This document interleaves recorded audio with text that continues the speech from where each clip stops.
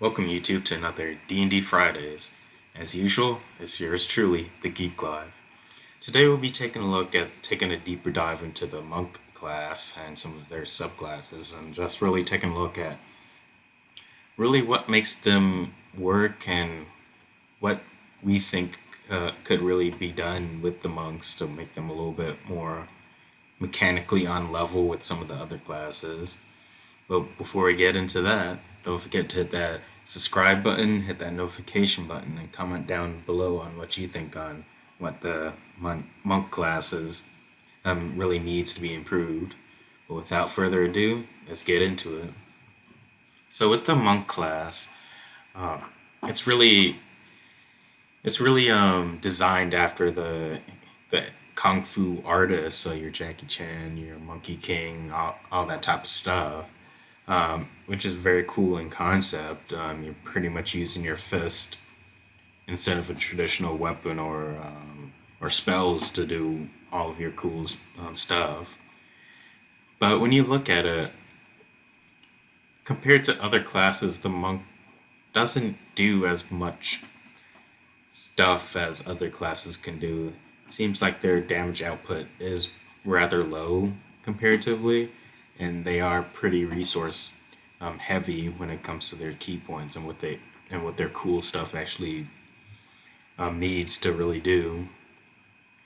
So we can really take a look at several of these items and pretty much why they aren't up to snuff. So starting off, I think probably the first good place to start is with their martial arts die. Mm. They start off with a D4. Then on 5th level, they bump up to a D6, then a D8 at 11th level, and then a D10 at 17th level. Which, honestly, if you take a look at it, it isn't a whole lot of a damage. You start to finally get them to something somewhat respectable at 11th level with a D8, in line with like long swords and stuff like that. But to start off the first few levels with a D4 plus your Dex modifier, or Strength if you're going to Strength Monk, it isn't a lot of damage whatsoever. Yeah, yeah. So, I that's probably that is one of the weakest dice. I mean, it is literally the weakest dice, but it's hard to get any sort of momentum when all you've got is a D4. yeah. And especially when you look at it, just pretty much every other class that uses a weapon as their main way of doing damage has some way of starting off with at least a D6, if not a D8 or a D10 or something like that. So the damage gap there is pretty wide.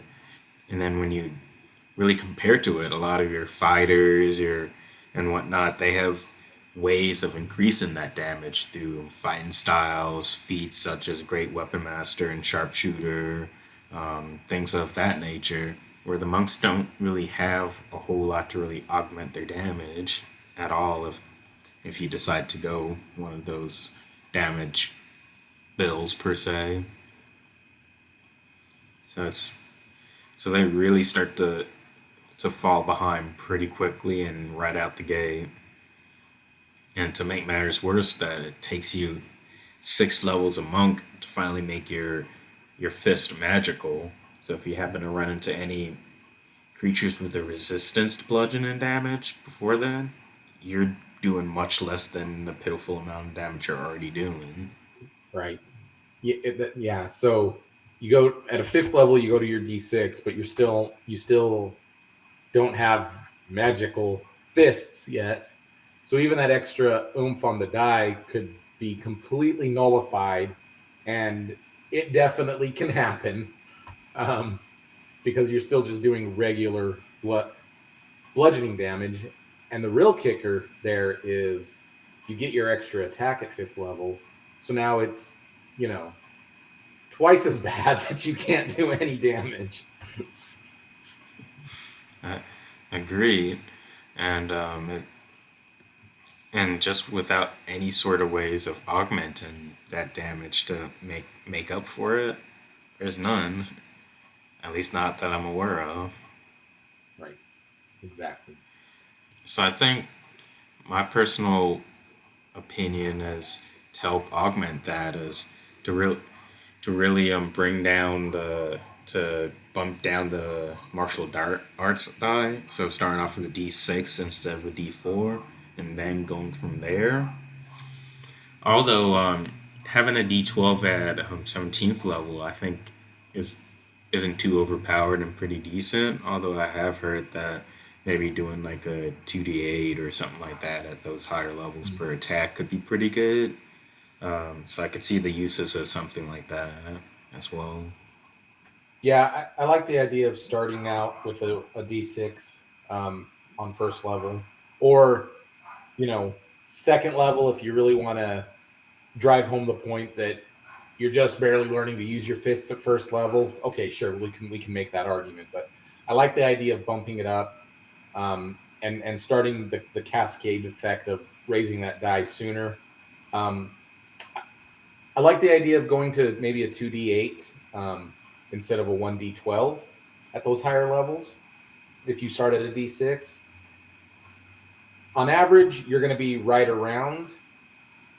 You're going to be a little bit higher than you would on a 1D12, just a little bit, but your cap is a little bit higher too, which I think is also a benefit. So I think that's a really good idea. Another thing I think I would change is I would move the key empowered strikes actually from sixth level down to fifth level. When you gain that extra attack, make that extra attack magical at the same time instead of having to wait a whole nother level to be able to have that magic attack. Your key empowered strikes. And I think by extension that'll help out a lot of the monks' subclass abilities. Because a lot of these abilities really go off of your martial arts die. So, for instance, with the Way of Mercy monk, the Hand of Harm and the Hand of Healing, they go off of your martial arts die rolls. So things like that will also get an inadvertent boost as well, which will help I think all monk subclasses. Yeah, I totally agree, and I will relate from personal experience. The hand of healing and the hand of harm with a 1d4 is not worth it. You've got better ways to spend your key points than using hand of healing or hand of harm, which feels bad, right? You want to be able to use these extra skills and you want them to have effect, right? So bumping up that die, to your point, I think would help make that feel a little bit better than it currently does. hmm Yeah, so I agree. I think that would be a helpful addition to all monks and monk subclasses. I think the second thing that needs to be looked at is the key point resources. Mhm. I think in overall it needs to be revamped a little bit, but in some subclass cases it definitely needs to be taken a look at because almost all of your cool stuff as a monk operates off of the same resource, which are key points, which level up, which equals your monk level. So at early levels, you don't have a lot of key points to really do stuff. Like when you get your key points at second level, you only have two of them to do your stuff per short rest. So you go through them super quickly. So Yes. so starting off, you have the patient defense, the step of the wind, and the flurry of blows. And then fifth level, you get stun and strike, among a couple of stuff from Tasha, such as the ability to use some amount of key points to bump up your attack rolls. But all of these things use key points. So I think if we were able to maybe like have maybe like some more key points at lower levels or something like that, I think that would help out. And I think one thing, personally, I think um, with the flurry of blows, I think maybe instead of doing two attacks, I think three attacks would be good for flurry of blows because my whole thought process with that is you already get one free attack with martial arts. So I think spending a key point should give you a little bit more oomph for that. Mm. And I think that should be spread across the other two features you get at second level too. So maybe step of the wind you can like I don't know like dash and disengage as part of it or something like that. And then patient defense maybe you get to like do a little like a small like half of your martial arts die or something like that when you do it, or make patient defense free or something like that to be able to give it a little bit more of a to using those key points. Yeah, I like your idea of enhancing the actual abilities that you get, to give them a little bit more impact, a little bit more oomph. Um, I I've not thought through how the best way to be able to increase the number of key points at an earlier level, but you're 100% correct that at second level, third level, having two or three key points, you spend them like that, right? You can spend both of them in a single round, depending on how things are going, right? Which means now for the rest of that encounter, you're literally throwing one punch, right? Which seems very antithetical to what a monk should be, right? You see a monk as fists of fury, right? Um, so I do like the idea of trying to figure out how to get more key points early on. I've not thought through a process on how you would be able to do that, right? Maybe there's some sort of, maybe with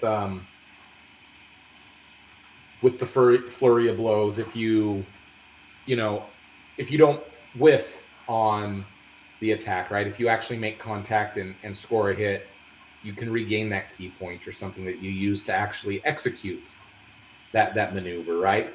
Hmm. Um, some maybe something like that can help so that you really only you don't change the number of key points, but you have a way to refresh them during the encounter instead of at the short rest, And I right? think enhancing what you can do is going to help because you're not guaranteed to have a short rest during your adventuring day at all. Some days you might get some short rest. Other days you might not get a short rest because of the situation you're in. You're in a dungeon crawl that there's not a safe place to take that hour rest or whatever. And in those situations, you're not getting those key points back. You need some sort of rest. Like, yeah, yeah, I totally agree. If you're not going to be able to always find that ability to take that short rest. So I think being able to include a way to regenerate them makes a lot of sense in this case. Yeah. When we're on the subject of the regeneration, we also need to take a look at the monk capstone, which basically means whenever you initiate combat, you can regain, I want to say, 4 key points, which at 20th level, that's not a lot of key points at It, all. it's even worse than that. You have to have no key points for you to regain 4 key points. So you go from 0 to 4, and at level 20, that's not even that's a fifth of your total key points. A fifth of them. So yes, I agree that this one needs to be revamped also. Yeah. This, to me, the monk's capstone, that's not a level 20 ability. That to me feels more like maybe like a level 7 ability or level 8 ability or somewhere in that level range, somewhere around there. That's where it feels to me. Where me personally, I would say honestly, I like that ability for monks who needs that resource refresh. But I would personally say, hey, when you initiate combat, you can regain like your proficiency bonus and key points or something like that, like up to your level maximum, or something along those lines. Sure, that would be good. Again, I'm going to go back to the well here one more time. I think it would be really neat if this ability had a way to regenerate those key points, like kind of like what you're saying, right? But on a more frequent basis, because you're at that level, it should be faster way of regenerating instead of, as I said in the example earlier, right? if you connect on a hit, maybe you can regenerate. Here, it should just be innate in your ability as a monk to be able to do that, right? And then when we're talking about key points, you can't forget about one of everybody's favorite key point usage, stun and strike. That is awesome. When it actually goes off, it's amazing to be able to stun somebody, but that's not a fun thing to have, not a fun condition at all. But you have to use a key point to force a creature that you hit to make a Constitution saving throw. And if you're any sort of veteran player of D&D 5e, you know that Constitution saving throws are the worst saving throws to target because most it has a higher percentage of monsters having a good Constitution save. And unlike some of the other saving throws like intelligence, sometimes you can't innately tell if a creature has a good Constitution save or not. With an intelligence saving one, you can pretty much tell, oh, that creature is super smart. It probably has a good intelligence save. Right. With con, sometimes it might be easy, sometimes it might be very, very difficult to tell. Exactly. Yeah. And then, so you're pretty much spending a key point just to have that chance of it. I think maybe one thing that I like that I think could be done with stun and strike is maybe I think either one of two ways. Either A, you start off by having a couple of like free uses of it per day, and then afterwards you can start using key points on it. Or another way of doing it is if you use a key point to stun and strike, regardless of if that creature fail or passes that con save, it might take like an extra roll of your martial arts die or something like that. So at least you know that when you actually use a key point for stun and strike, it's not going to be a waste if the enemy creature passes their Constitution save. So essentially allow an extra swing of the fist. Mm-hmm. Yeah, I think those are good ideas. I have not put a lot of thought into how to make stunning strike more available, right?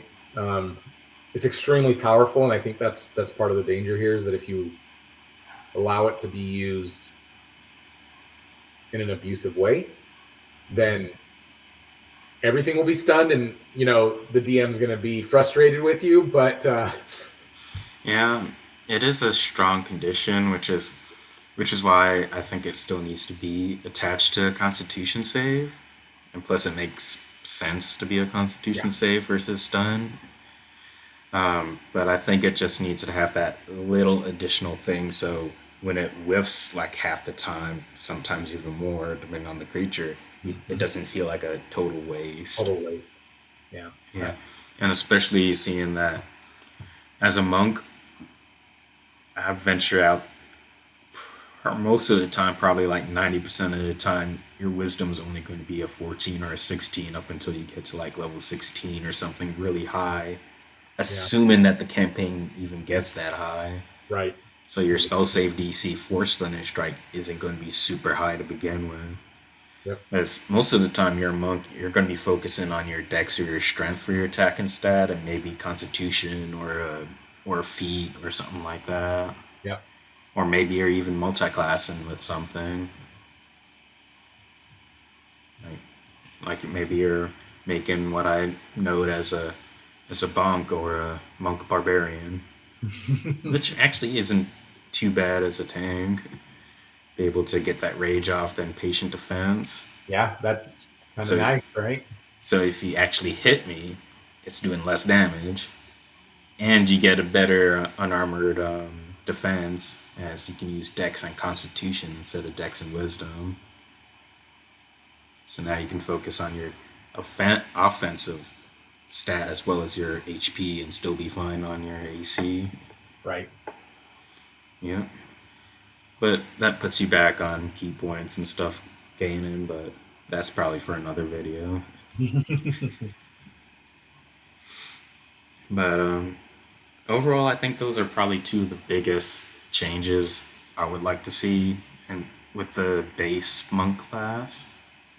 Yeah, I don't think that these are major overhauls to the class. I think it's personally, I consider these somewhat small tweaks, small enhancements to make the class feel a little bit more, um, to run a little bit more smoothly, to feel a little bit more powerful, right? To be able to not have that lull when you start playing them, and then to have a really great capstone there at the very end. Yeah, I think these are good ideas. yeah, and of course, there's a few subclasses I think needs to be overhauled as well. Like I think Four Elements Monk is definitely one of them because their disciplines also key off of key points. Mm-hmm.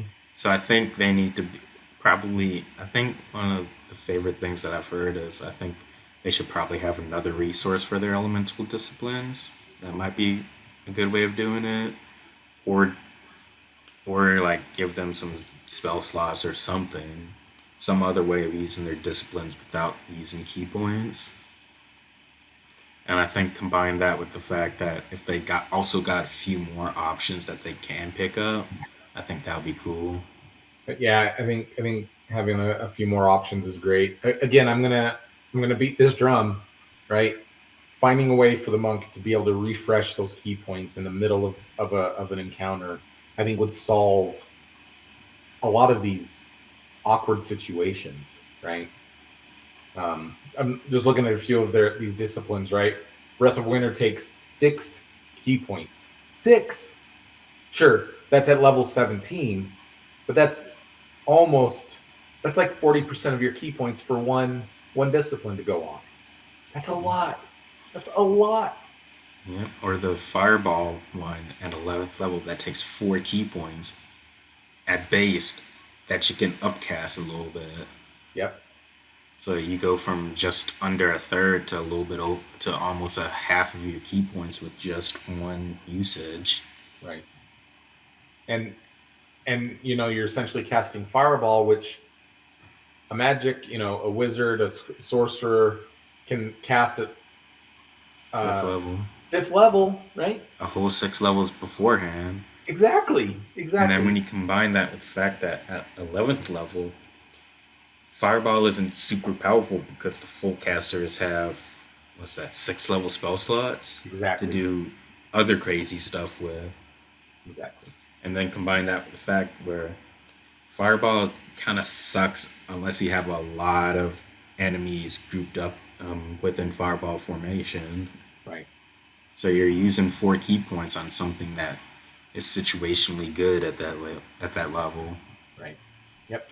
Like the damage is great more times than not at 5th level, but at 11th level when things probably are more than likely going to have triple digit HP, it's not as good as it once was unless you get that right formation of enemies. Right. Yeah. I yeah. You don't want to go overboard with allowing them to, using Flames of the Phoenix as the example here, and the Fireball, casting the Fireball. You don't want to let the monk cast 12 fireballs in a row, right? That's kind of ridiculous. But if you're trying to balance this, the question is, you're trying to balance between casting the Flames of the Phoenix versus a Stunning Strike versus a Flurry of Blows versus patient defense, right? And because you can use those key points in all of those scenarios, you're gonna if you do cast Flames of the Phoenix, you go through them just as fast, so you aren't able to even consider casting that more than maybe twice. Mhm. Which, as if you're a full caster, you're gonna be able to cast Fireball more than twice if you're at 11th, 11th level, Yeah. right? So And combine that with the fact that as a monk, you're going to want to stun and strike anyways. You're going to want to flurry of blows anyways. You're going to want a patient defense anyways. exactly, exactly.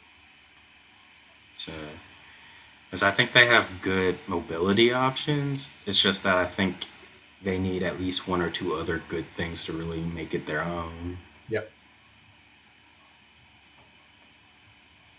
So, and I think those two big things will definitely help out monks quite a bit. They probably wouldn't be as super OP as like a wizard or a paladin or something like that, but at least they will be able to be played without feeling like you're not doing something mechanically horrible. Might be fun to play, but at least you can put out some decent damage. Exactly. Yeah, 100%. And I think it's all about allowing that damage output to feel on par with some of the other classes that are out there. Yep, and I think maybe like one other thing that can help out a monk is if you can actually get a few good subclasses for the monk, because there's not a whole lot of good subclasses for the monk. Mercy monk is pretty decent. Kensei monk is pretty decent. But that's about it. Yeah. I think maybe adding a couple more subclasses, adding a couple of these tweaks, to the existing ones would probably help. I know we went through the subclasses a couple of months ago when we did our monk overview, but and I don't remember specifically what we said, but I do remember coming out of that thinking these are a little underwhelming, and with just a couple of small tweaks and enhancements, these would be really, really good. Yeah, I agree. Well, with that, I would love to hear what y'all's thoughts are in the comments on maybe what y'all's ideas are for what the monk can be approved. Maybe you have some similar thoughts, maybe you have some different thoughts. It's always cool to see what other people think about this. Yep, definitely. And until next time, folks, keep y'all's life skeeky. Bye, everybody.